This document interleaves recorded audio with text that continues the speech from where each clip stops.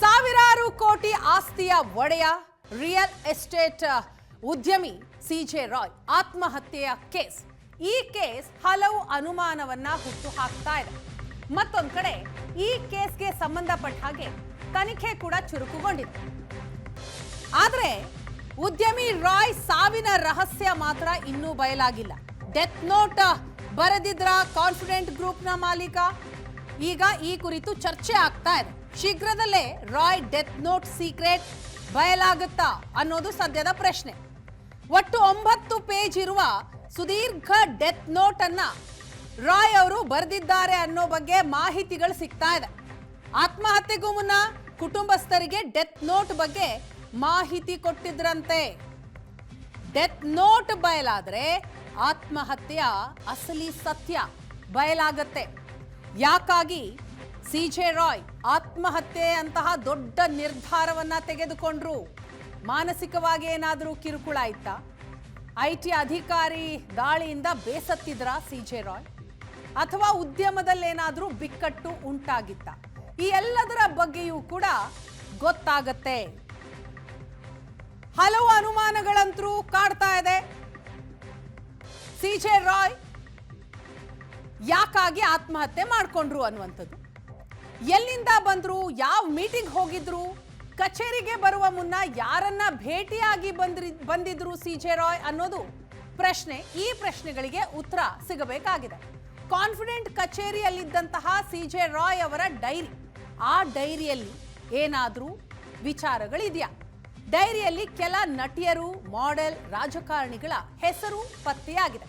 ಪ್ರತಿದಿನ ಡೈರಿ ಬರೀತಾ ಇದ್ರಂತೆ ಸಿಜೆ ರಾಯ್ ಅವರು. ಡೈರಿ ಮೇಂಟೈನ್ ಮಾಡ್ತಾ ಇದ್ರು. ಹಾಗಾಗಿ ಆ ಡೈರಿಯಲ್ಲಿ ಏನಾದರೂ ವಿಚಾರಗಳು ಹೊರಬರಬಹುದಾ? ಡೈರಿಯಲ್ಲಿ ಹೆಸರುಗಳನ್ನ ಯಾವ ಉದ್ದೇಶಕ್ಕೆ ಬರೆಯಲಾಗಿತ್ತು ಅನ್ನೋದು ಕೂಡ ಪ್ರಶ್ನೆ. ಬೇರೆ ಯಾವುದಾದರೂ ವ್ಯವಹಾರಿಕ ಅಥವಾ ವೈಯಕ್ತಿಕ ಸಂಬಂಧ ಇತ್ತಾ? ಹಲವು ಅನುಮಾನಗಳಿದೆ. ತನಿಖೆ ಆಗಬೇಕು. ತನಿಖೆಯ ನಂತರ ಅಷ್ಟೇ ಉತ್ತರ ಸಿಗಬೇಕು. ಈಗ ಸದ್ಯ ಸಾವಿಗೂ ಮುನ್ನ ಡೆತ್ ನೋಟ್ ಅನ್ನ ಬರೆದಿಟ್ಟಿದ್ರು ಸಿಜೆ ರಾಯ್ ಅನ್ನೋದು ಮಾಹಿತಿ. IT ದಾಳಿಯ ನಂತರ ಕಾನ್ಫಿಡೆಂಟ್ ಗ್ರೂಪ್ ಮಾಲೀಕ ಸಿಜೆ ರಾಯ್ ಆತ್ಮಹತ್ಯೆಯನ್ನ ಮಾಡ್ಕೊಂಡಿದ್ದಾರೆ. ಯಾಕಾಗಿ ಮಾಡ್ಕೊಂಡ್ರು? ಆತ್ಮಹತ್ಯೆಗೂ ಮುನ್ನ ಅವರು 9 ಪುಟಗಳ ಸುದೀರ್ಘ ಡೆತ್ ನೋಟ್ ಅನ್ನ ಬರೆದಿದ್ದಾರಂತೆ. ಇದರಲ್ಲಿ IT ದಾಳಿ ಇರ್ಬೋದು, ಅವರಿಗೆ ಆದಂತಹ ಮಾನಸಿಕ ಒತ್ತಡ ಇರ್ಬೋದು, ಅದರ ಬಗ್ಗೆ ಏನಾದರೂ ಉಲ್ಲೇಖ ಮಾಡಿದ್ದಾರಾ? ಡೆತ್ ನೋಟ್ ಇದ್ದಿದ್ದೇ ಆದರೆ ಬಹುಶಃ ಅದೆಲ್ಲವೂ ಕೂಡ ಉಲ್ಲೇಖ ಆಗೇ ಇರುತ್ತೆ.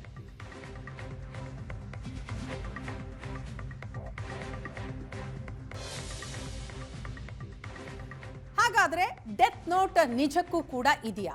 ಅದನ್ನ ಪೊಲೀಸರು ವಶಕ್ಕೆ ಪಡ್ಕೊಂಡಿದ್ದಾರಾ ಅಥವಾ ಕುಟುಂಬಸ್ಥರ ಕೈಗೆ ಏನಾದರೂ ಸಿಕ್ಕಿದೆಯಾ ಅನ್ನೋದು ಪ್ರಶ್ನೆ. ಆ ಬಗ್ಗೆ ಡೀಟೇಲ್ಸ್ ಅನ್ನ ಪಡೆಯೋಣ. ನಮ್ಮ ರಿಪೋರ್ಟರ್ ಮುತ್ತಪ್ಪ ನಮ್ಮನ್ನ ನೇರ ಸಂಪರ್ಕದಲ್ಲಿ ಜಾಯಿನ್ ಆಗಿದ್ದಾರೆ. ಮತ್ತೊಂದು ಕಡೆ ಹರೀಶ್ ಕೂಡ ನಮ್ಮನ್ನ ಜಾಯಿನ್ ಆಗಿದ್ದಾರೆ. ತನಿಖೆಯ ಆಂಗಲ್ಗಳ ಬಗ್ಗೆಯೂ ಕೂಡ ನಾನು ಮಾತನಾಡ್ತಾ ಹೋಗ್ತೀನಿ. ಮೊದಲನೇದಾಗಿ ಮುತ್ತಪ್ಪ, ನಿಮ್ಮನ್ನ ಕೇಳೋದಾದ್ರೆ, ಈಗ ಸಿಜೆ ರಾಯ್ ಅವರ ಆತ್ಮಹತ್ಯೆ ಹಲವು ಅನುಮಾನಕ್ಕೆ ಕಾರಣ ಆಗಿದೆ. ಪ್ರಶ್ನೆಗಳು ಸಾಕಷ್ಟಿದೆ, ಉತ್ತರ ಸಿಗಬೇಕಾಗಿದೆ. ಸೊ 9 ಪುಟಗಳ ಸುದೀರ್ಘ ಡೆತ್ ನೋಟ್ ಅನ್ನ ರಾಯ್ ಅವರು ಬರೆದಿದ್ದಾರಾ? ಇದರ ಬಗ್ಗೆ ಯಾರು ಕನ್ಫರ್ಮ್ ಮಾಡ್ತಾ ಇದ್ದಾರೆ? ಏನ್ ಡೀಟೇಲ್ಸ್ ಇದೆ? ವೀಣಾ, ಏನಂದರೆ ಸಿಜೆ ರಾಯ್ ಅವರ ಆತ್ಮಹತ್ಯೆ ಪ್ರಕರಣಕ್ಕೆ ಸಂಬಂಧಪಟ್ಟಂತೆ ಈಗಾಗಲೇ ರಾಜ್ಯ ಸರ್ಕಾರ ಒಂದು SITನ ರಚನೆ ಮಾಡಿ ತನಿಖೆ ಕೂಡ ನಡೆಸ್ತಾ ಇದೆ. ಇದರ ನಡುವೆ ನಿನ್ನೆ ಅವರ ಅಂತ್ಯ ಸಂಸ್ಕಾರ ಮಾಡುವಂತಹ ಸಂದರ್ಭದಲ್ಲಿ ಅವರ ಕುಟುಂಬಸ್ಥರು ಹೇಳ್ತಿರುವಂತಹ ಒಂದು ಮಾಹಿತಿ ಏನಂತಂದರೆ, ನಮ್ಮ ತಂದೆ ಸಾವಿಗೆ ಕಾರಣ ಏನು ಅಂತೇಳಿ ನಮಗೆ ಗೊತ್ತಿದೆ, ಅದನ್ನು ಶೀಘ್ರದಲ್ಲೇ ನಾವು ರಿವೀಲ್ ಮಾಡುವಂತಹ ಕೆಲಸವನ್ನು ಮಾಡ್ತೀವಿ ಅಂತ ಹೇಳ್ಬಿಟ್ಟು ಅವರ ಕುಟುಂಬಸ್ಥರು ಕೂಡ ನಿನ್ನೆ ಅವರ ಅಂತ್ಯ ಸಂಸ್ಕಾರ ಸ್ಥಳದಲ್ಲಿ ಏನು ಮಾತನಾಡುವಂತಹ ಒಂದು ವಿಚಾರಗಳು ಕೂಡ ಗೊತ್ತಾಯಿತು. ಜೊತೆಗೆ ಅವರ ಆಪ್ತ ವಲಯದಲ್ಲೂ ಕೂಡ ಒಂದು ಮಾಹಿತಿ ಗೊತ್ತಾಗಿರೋದಂತಂದರೆ, ರಾಯ್ ಅವರು ಕೊನೆ ಕ್ಷಣದಲ್ಲಿ 9 ಪುಟದಲ್ಲಿ ತಮ್ಮ ಡೆತ್ ನೋಟ್ ಅನ್ನು ಕಂಪ್ಲೀಟ್ ಆಗಿ ಬರೆದಿಟ್ಟಿದ್ದಾರೆ. ತಮ್ಮ ಸಾವಿಗೆ ಕಾರಣ ಏನಾಗಿರೋದು, ಜೊತೆಗೆ IT ಅಧಿಕಾರಿಗಳು ಡಿಸೆಂಬರ್ 3ನೇ ತಾರೀಕಿನ ದಾಳಿಯಾದ ನಂತರದಲ್ಲಿ ಏನೇನೆಲ್ಲ ಬೆಳವಣಿಗೆ ಆಯಿತು ಅನ್ನೋ ಬಗ್ಗೆ ಸಂಪೂರ್ಣವಾದಂತಹ ಒಂದು ಮಾಹಿತಿಯನ್ನು ತಮ್ಮ ಒಂದು ಡೆತ್ ನೋಟ್ ಅಲ್ಲಿ ಬರೆದಿರುವಂಥದ್ದು. ಆ ಒಂದು ಡೆತ್ ನೋಟ್ ಅನ್ನು ಪೊಲೀಸ್ ಅವರಿಗೆ ಹ್ಯಾಂಡ್ ಓವರ್ ಮಾಡುವಂಥ ಕೆಲಸವನ್ನು ಕೂಡ ಕುಟುಂಬಸ್ಥರು ಮಾಡಿಕೊಂಡಿದ್ದಾರೆ. ಜೊತೆಗೆ ಅದರ ಒಂದು ಜೆರಾಕ್ಸ್ ಪ್ರತಿಯನ್ನು ಕೂಡ ಕುಟುಂಬಸ್ಥರು ಪಡೆದುಕೊಂಡಿರುವಂಥದ್ದು. ಶೀಘ್ರದಲ್ಲೇ ಆ ಒಂದು ಏನು ಡೆತ್ ನೋಟ್ ಅನ್ನು ಕೇರಳದಲ್ಲಿ ಹೋಗ್ಬಿಟ್ಟು ನಾವು ರಿವೀಲ್ ಮಾಡ್ತೀವಿ, ಕೇರಳದ IT ಅಧಿಕಾರಿಗಳು ಬಂದು ದಾಳಿ ಮಾಡಿರುವಂತಹ ಕಾರಣಕ್ಕಾಗಿ ಆ ಡೆತ್ ನೋಟ್ ಅಲ್ಲಿರುವಂತಹ ಕೆಲವೊಂದಿಷ್ಟು ಅಂಶಗಳನ್ನ, ಜೊತೆಗೆ ಡೆತ್ ನೋಟ್ ಅನ್ನ ನಾವು ಕೇರಳದಲ್ಲಿ ಹೋಗಿ ಸುದ್ದಿಗೋಷ್ಠಿ ಮಾಡುವ ಮೂಲಕ ಅಲ್ಲಿರುವಂತಹ ಜನರಿಗೆ ಅದನ್ನು ತಲುಪಿಸುವಂತಹ ಕೆಲಸವನ್ನ ಮಾಡ್ತೀವಿ ಅನ್ನೋ ಒಂದು ವಿಚಾರವನ್ನ ನಿನ್ನೆ ಅಂತ್ಯ ಸಂಸ್ಕಾರ ನಡೆಯುವಂತಹ ಸ್ಥಳದಲ್ಲಿ ಅವರ ಕುಟುಂಬಸ್ಥರು ಕೂಡ ಜೊತೆ ಆಪ್ತರು ಕೂಡ ಈ ವಿಚಾರವನ್ನ ಹೇಳಿಕೊಂಡಿರುವಂತದ್ದು. ಹೀಗಾಗಿ ರಾಯ್ ಅವರು ತಮ್ಮ ಕೊನೆಯ ಕ್ಷಣದಲ್ಲಿ ತಮ್ಮ ಸಾವಿಗೆ ಕಾರಣ ಏನು ಅಂತೇಳಿ ಆ ಡೆತ್ ನೋಟ್ ಅಲ್ಲಿ ಬರೆದಿರಬಹುದು ಅಂತ ಹೇಳ್ಬಿಟ್ಟು ಕೂಡ ಈಗ ಹೇಳಲಾಗ್ತಾ ಇದೆ. ನಿನ್ನೆ ಕೂಡ ಅವರ ಕುಟುಂಬಸ್ಥರನ್ನು ಮಾತಾಡಿಸುವಾಗ ಅವರ ಮಗನನ್ನ ಮಾತಾಡಿಸುವಂತಹ ಸ್ಥಳದಲ್ಲಿ ಸೂಕ್ತ ಸಮಯದಲ್ಲಿ ನಾವು ಮತ್ತೆ ಮಾಧ್ಯಮಗಳ ಮುಂದೆ ಬಂದು ಆ ವಿಚಾರವನ್ನ ಹೇಳ್ತೀವಿ ಅನ್ನೋ ಮಾತನ್ನ ಏನು ರಾಯ್ ಅವರ ಪುತ್ರರಾಗಿರುವಂತಹ ರೋಹಿತ್ ಅವರು ಕೂಡ ಹೇಳಿದ್ರು. ಹೀಗಾಗಿ 9 ಪೇಜಿನ ಡೆತ್ ನೋಟ್ ಅಲ್ಲಿ ರಾಯ್ ಅವರ ಏನು ಸಾವಿಗೆ ಕಾರಣ ಏನು ಅಂತ ಹೇಳಿ ಅದರಲ್ಲಿ ಉಲ್ಲೇಖವಾಗಿರುವಂತದ್ದು IT ಅಧಿಕಾರಿಗಳ ಕಿರುಕುಳದಿಂದ ಆಗಿರಬಹುದಾ, ವೈಯಕ್ತಿಕ ಕಾರಣಗಳಿಂದ ಆಗಿದೆ ಅಂತ ಹೇಳಿಬಿಟ್ಟು ರಾಯ್ ಅವರು ಅದರಲ್ಲಿ ಉಲ್ಲೇಖ ಮಾಡಿದ್ದಾರೆ. ಆ ಡೈರಿಗೆ ಸಂಬಂಧಪಟ್ಟಂತೆ ಅವರ ಕುಟುಂಬಸ್ಥರಿಗೆ ಕೊನೆ ಕ್ಷಣದಲ್ಲಿ ಕರೆ ಮಾಡುವ ಮೂಲಕ ಮಾಹಿತಿಯನ್ನು ಕೂಡ ಕೊಟ್ಟಿರೋದು ಕೂಡ ಗೊತ್ತಾಗಿದೆ ವಿನಾ. ಹೀಗಾಗಿ ನಿನ್ನೆ ಅವರ ಅಂತ್ಯ ಸಂಸ್ಕಾರ ಸ್ಥಳದಲ್ಲಿ ಅವರ ಕುಟುಂಬಸ್ಥರು ಎಲ್ಲರೂ ಕೂಡ ಮಾತಾಡ್ತಿರೋದು ಶೀಘ್ರದಲ್ಲೇ ನಾವೆಲ್ಲರೂ ಕೂಡ ಕೇರಳದಲ್ಲಿ ಒಂದು ಸುದ್ದಿಗೋಷ್ಠಿಯನ್ನ ಮಾಡ್ತೀವಿ, ರಾಯ್ ಅವರು ಬರೆದಿಟ್ಟಿರುವಂತಹ ಡೆತ್ ನೋಟ್ ಅನ್ನು ನಾವು ರಿವೀಲ್ ಮಾಡ್ತೀವಿ ಅನ್ನೋ ವಿಚಾರವನ್ನ ಎಲ್ಲರೂ ಕೂಡ ಉಲ್ಲೇಖ ಮಾಡಿದ್ದಾರೆ. ರಾಯ್ ಅವರು ಆತ್ಮಹತ್ಯೆಯನ್ನ ಮಾಡ್ಕೊಂಡಿದ್ದಿಲ್ಲಿ, ಈಗ ತನಿಖೆ ನಡೀತಾ ಇರೋದು ಇಲ್ಲಿ. ಆದರೆ ಕುಟುಂಬಸ್ಥರು ಕೇರಳಕ್ಕೆ ಹೋಗಿ ಡೆತ್ ನೋಟನ್ನು ರಿವೀಲ್ ಮಾಡ್ತೀವಿ, ಮಾಹಿತಿಯನ್ನು ಬಿಚ್ಚಿಡ್ತೀವಿ ಅಂತ ಹೇಳ್ತಾ ಇರೋದು ಯಾಕೆ? ಏನಾದರೂ ಸ್ಪೆಸಿಫಿಕ್ ಕಾರಣ ಇದೆಯಾ?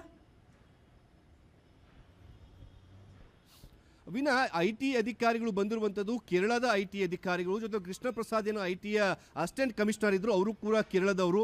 ಹೀಗಾಗಿ ಆ ಒಂದು ಭಾಗದಲ್ಲಿರುವಂತಹ ಅಧಿಕಾರಿಗಳು ಬೆಂಗಳೂರಲ್ಲಿ ಬಂದು ದಾಳಿಯನ್ನು ಮಾಡ್ತಾರೆ, ಕೇರಳದಲ್ಲೂ ಕೂಡ ಅವ್ರ ಪ್ರಾಪರ್ಟಿಗಳ ಮೇಲೆ ದಾಳಿ ಮಾಡ್ತಾರೆ. ಮತ್ತೆ ರಾಯ್ ಅವರಿಗೂ ಮತ್ತೆ ಕೇರಳಕ್ಕೂ ತುಂಬ ಹತ್ತಿರದ ಸಂಬಂಧ ಇರುವಂತಹ ಕಾರಣಕ್ಕಾಗಿ ಆ ಭಾಗದಲ್ಲೇ ಅತಿ ಹೆಚ್ಚು ಜನ ರಾಜಕಾರಣಿಗಳು ಇವರ ಜೊತೆಗೆ ಒಡನಾಟನ್ನು ಕೂಡ ಹೊಂದಿರುವಂಥದ್ದು. ಹೀಗಾಗಿ ಕೇರಳದಲ್ಲಿ ಈ ಒಂದು IT ಅಧಿಕಾರಿಗಳ ಒಂದು ವಿಚಾರವನ್ನ ನಾವು ಬಿಚ್ಚಿಡ್ತೀವಿ ಅನ್ನೋ ವಿಚಾರವನ್ನ ಹೇಳಿದ್ದಾರೆ.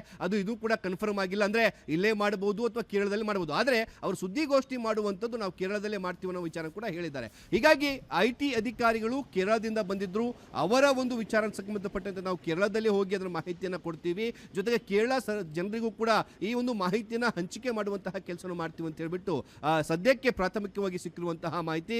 ಮುಂದಿನ ದಿನಗಳಲ್ಲಿ ಯಾವ ರೀತಿಯಾಗಿ ಡೆತ್ ನೋಟ್ ಅನ್ನು ರಿವೀಲ್ ಮಾಡ್ತಾರೆ ಅಂತ ಹೇಳಿ ಕಾದ್ ನೋಡಬೇಕಾಗಿದೆ Veena. Yes, thank you Muttappa ತಮ್ಮ ಡೀಟೇಲ್ಸ್ಗಾಗಿ.